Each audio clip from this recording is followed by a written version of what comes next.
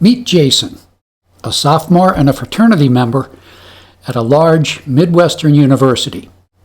He's a very diligent student, he always has a smile on his face, and he wants to be a social worker.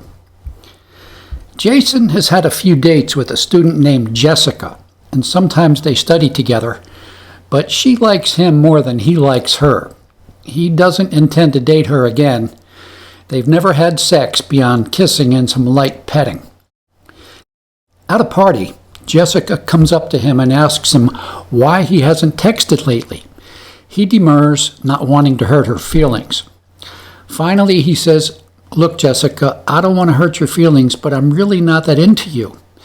Jessica responds, "Well, I am very, very into you. How about if we say goodbye by letting me give you a nice blowjob? No strings attached." Jason looks at her and says, "No, that doesn't feel right."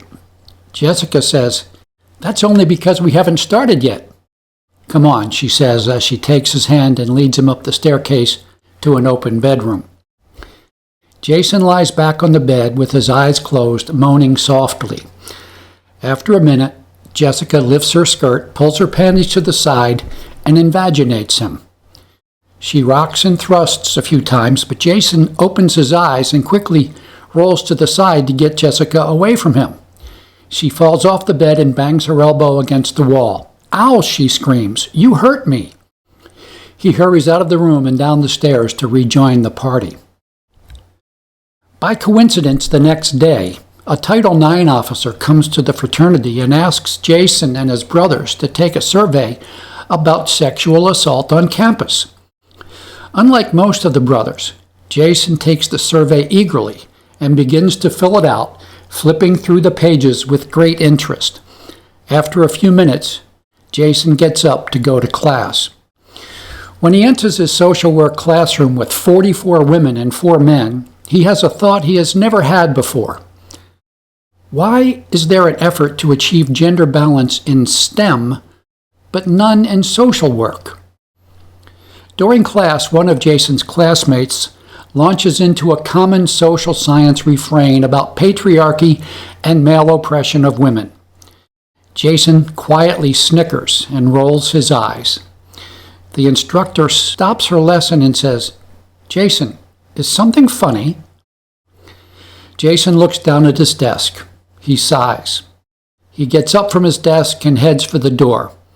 As he walks out, he tells the teacher, "No, it's not funny. It's bullshit." Later that day, Jason gets an email from the dean. He is suspended until further notice because his teacher and several classmates have said they do not feel safe in his presence. Jason stops going to any of his classes. His best friend at the fraternity asks him what's up, but Jason won't talk.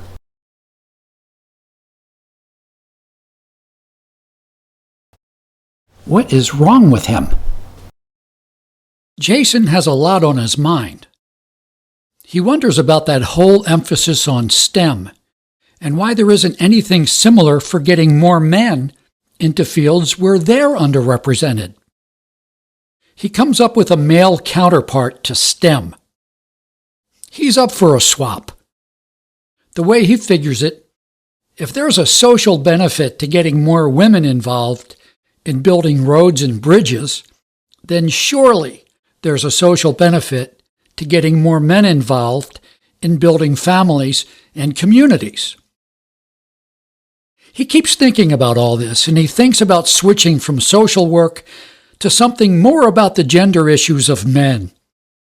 He finds his school doesn't offer a degree or a certificate, nor even a single class about the gender issues of men, but he finds that there are 662 programs on gender studies, women's studies, and/or feminist studies in colleges and universities across the USA, including his own school. For a split second, he imagines transferring to one of them. But instantly, he realizes that if social work, which at least has a code of ethics about respecting everyone, is hostile and blaming and demeaning to men, then those 662 women's programs are going to be at least as bad, and maybe a lot worse.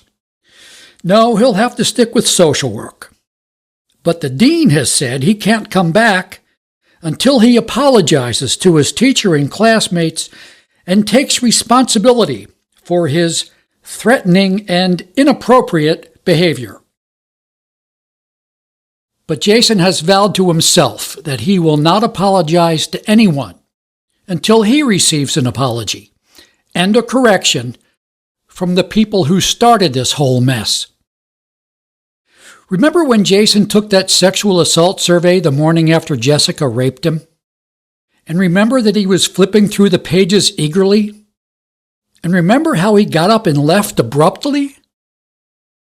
That was because the survey gave him no way to report what had happened to him. If he had had a vagina that someone put their penis into without consent, sure, he could have reported that. But for someone who has a penis that someone put into their vagina without consent, the people who created that survey had no thought that something like that could even happen. Or if they did, they clearly weren't interested in hearing about it. It also made Jason slightly furious that the survey would not require Jessica to report her perpetration of raping him, and so, as bad as being a mere statistic would have been, he won't even be that. So Jason is essentially a dropout. But more accurately, we should acknowledge that this good and sensitive and gentle and caring and idealistic young man was pushed out. Jessica raped Jason on March 7th, 2019. On March 15th, he wrote to the chief administrator of the survey he was given and pointed out the problem he had found. That same day, the administrator replied, "I will bring your question to everyone's attention when we meet again to revise the survey." The problem with the survey still has not been fixed. And so Jason spends a lot of time in his parents' basement, waiting for what is sometimes called social justice, and playing video games. He laughs bitterly to imagine how quickly the problem with the survey would have been fixed if the genders had been reversed.